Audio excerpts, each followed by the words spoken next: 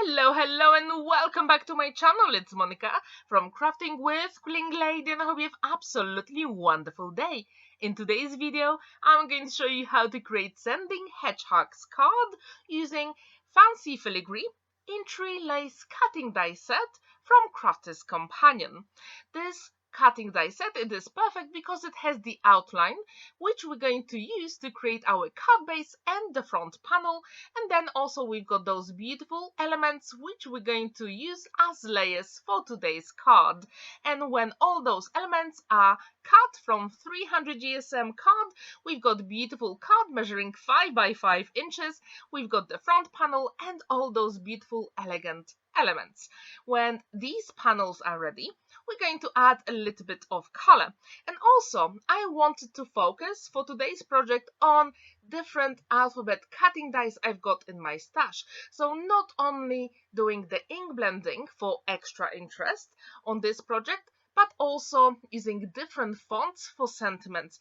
And with any alphabet dice from your stash, you can create absolutely stunning projects. So I really encourage you to have a look at your stash and mix and match all those alphabet cutting dice. Now, going back to our project, as you can see, I'm going to use Distress Oxide inks, and for this card I decided to use Wiltered Violet, Broken China and Twisted Citron. As you can see, I'm using my ink blending tool and I started with the lightest color, then I'm going to use Broken China and Wilted Violet. And what's really good about ink blending, you can always go back and make sure that your ink blending it is perfect and smooth. However, for today's project, I don't really have to make sure that everything is perfect because our beautiful, elegant layers will cover some of our mistakes. So don't worry and just add any colors you want. However, I wonder, what do you think about this color combo for today's project? Have you ever used that color palette? If you have, let me know what did you create.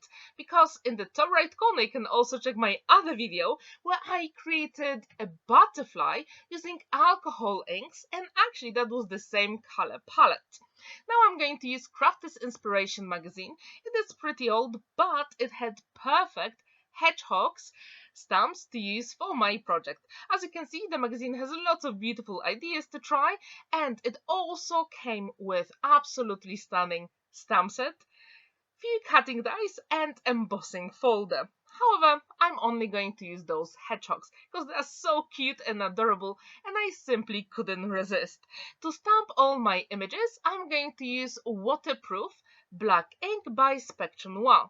And the reason behind this is because I'm going to use Zig markers, which are watercolor markers, and you can use any color medium for your project. I really encourage you to use the ink that actually works well with your color medium.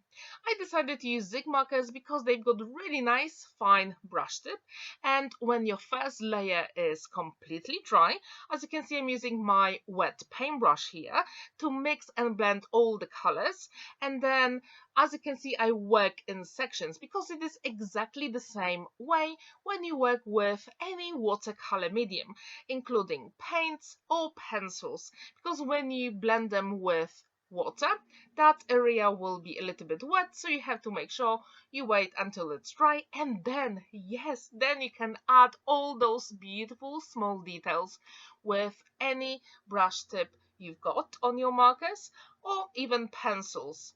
I really like those markers. However, I think I don't really use them that very often and I think I really need to change it.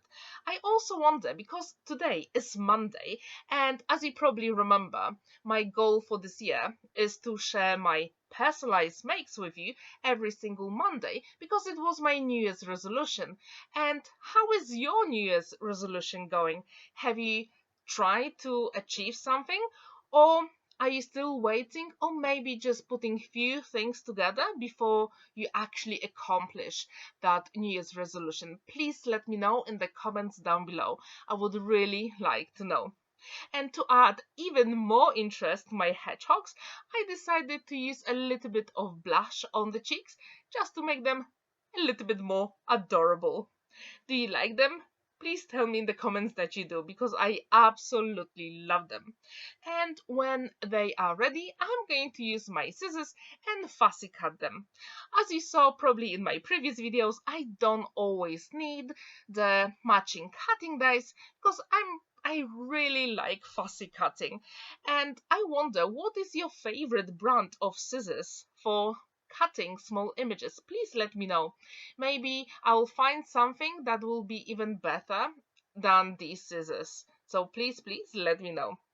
And when our hedgehogs are ready, then we can decide how to put them on your project and how much space you will actually have for your sentiments. And this is actually really crucial. So I always recommend to have a dry run before you assemble the whole project together. To put all my layers, I'm going to use my one and only magic glue, liquid glue, because it is perfect for any papercraft project, and when it dries clear and everything will be stuck forever. As you can see, it is pretty quick and simple because that beautiful intricate cutting die actually has some thicker lines as well, so it wasn't that tricky.